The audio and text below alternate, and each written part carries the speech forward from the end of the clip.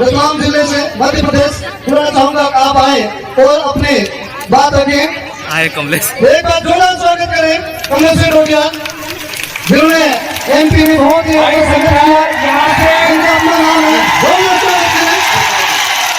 यहाँ से 5 किलोमीटर तक के रास्ते जाम हो चुके हैं। यहाँ नदी में पार्किंग हो सकती है, लेकिन आगे रोक दिया गया है। तो ये आवाज अगर प्रशासन तक पहुंच रही हो तो लोगों को आगे आने देवें। सोनिया जो है इसके बाद तैयार में स्थानीय वॉलंटियर्स भाई, ये जो सहयोग संग्रह है वो पहुंचाओ भाइयों के बीच में। मंच पर विराजमान हमारे पूर्वों को कोटि कोटि नमन। आप सब जमीन पर बैठे भाइयों बहनों सज्जनों को क्रांतिकारी जोहार। आज पूरे भिल प्रदेश राष्ट्र का आदिवासी महासम्मेलन है। चूंकि कार्यक्रम का नाम है आदिवासी महासम्मेलन पूरे भिल राष्ट्र के हिसाब से, और यह हो रहा है बेणेश्वर धाम पर, तो निश्चित तौर पर दो बातों पर ज्यादा विचार मंथन किया जाना चाहिए। वो दो बातें, एक तो आदिवासियों की समस्याएं क्या है, और दूसरा यह बेणेश्वर धाम क्या है और यहाँ क्या चल रहा है। अगर भील कौम की बात की जाए तो जो भील समाज है, भील ट्राइब में से भील की उप जनजातियां हैं। मध्य प्रदेश, राजस्थान, गुजरात, महाराष्ट्र, कर्नाटक, आंध्र प्रदेश और रेगिस्तान के उस पार भी पाकिस्तान में भी, असम में भी, ईस्ट इंडिया में भील बसा हुआ है।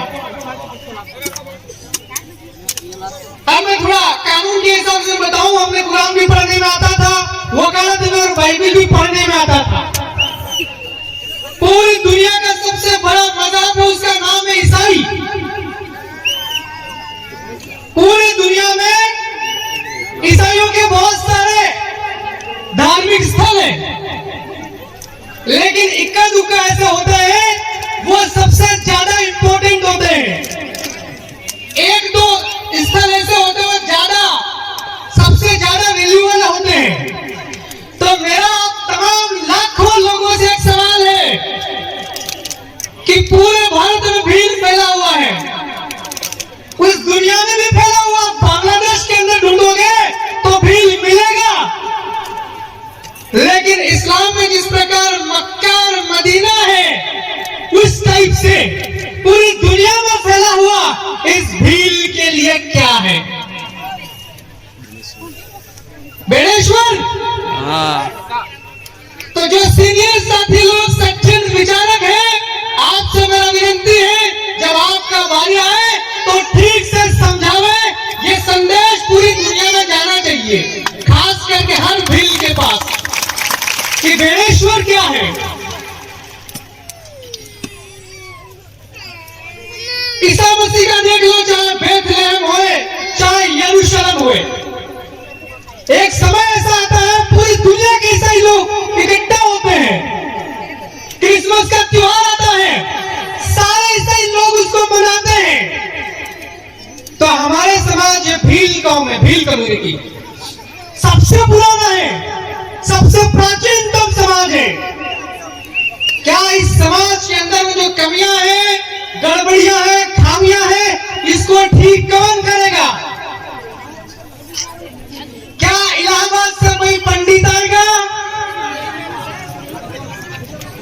क्या काशी के घाट के लोग आएंगे? तो मैं पढ़ा लिखा होने के नाते मुझे कमी खामी दिख रही थी कि भाई हमारे समाज के अंदर अध्यात्म के अंदर में जो बीमारी है, उस बीमारी को दूर किया जाना चाहिए।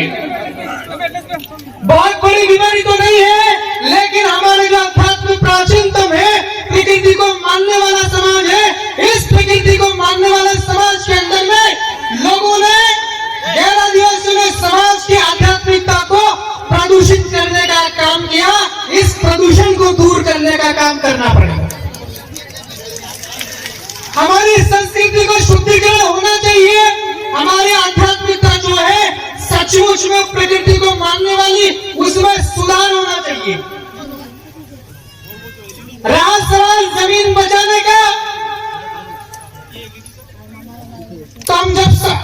जैसा लगे वैसा करना चाहिए। अगर कानून के सहारा हमें कुछ मिलता है असेंबली, विधानसभा, लोकसभा के अंदर में, अगर हमारी सुनवाई होती है तो ठीक है, नहीं होती हो तो भी कोई बात नहीं। 5 दिन सुप्रीम कोर्ट, विधानसभा, लोकसभा को साइड में रख के, जहां जहां जमीनें हैं, जैसा आपने तैयार किया कि 2008 में, अब तैयार किया है तो यहाँ पर फसलें बोना है या कोई पार्क बनाना, पेड़ पौधे लगाना, यह भी हमने ही तय करना है। डूंगरपुर का जिला प्रशासन या बांसवाड़ा के जिला प्रशासन को अनुमति लेने की बिल्कुल जरूरत नहीं है। हाँ, कौन से कोने में मामजी महाराज की प्रतिमा रहेगी, कौन से कोने में कौन सा पुरखा रहेगा, कहां पर राणा पुंजा, कहां बिरसा मुंडा टंटे मानो बैठेगा, यह आपको तय करना है। मगर हाँ, इधर बजरंग बली, इधर श्री राम जी, लक्ष्मी माता, कालका माता, यह काम बंद करना पड़ेगा। यह करने की वजह से ही आज ये सबसे पवित्रतम स्थल के ऊपर ये दुविधा है जमीन बचाने की। हमारे जो पुरखे हैं उनकी बात पहले होना चाहिए। अभी तक इतने सालों का इतिहास उठा के देख लो, 10,000, 20,000, 50,000 सालों का इतिहास उठा के देख लो, आदिवासी लोग आज तक किसी के अंडर में रह करके काम नहीं किए हैं। तो हम लोग दूसरों की संस्कृति के काम को कैसे अनुसरण करें? हम लोग दूसरों की आध्यात्मिकता का अनुसरण कैसे करें? दूसरों के देवी देवता, दूसरों के मजहब का अनुसरण कैसे करें? खुद का सुधार कौन करेगा? हमें ही करना है। जो लोग ज्यादा पढ़े लिखे, जो लोग विचारक हैं, उनकी यह जिम्मेवारी है। सचमुच का सच्चा संदेश हर एक व्यक्ति तक जाना चाहिए।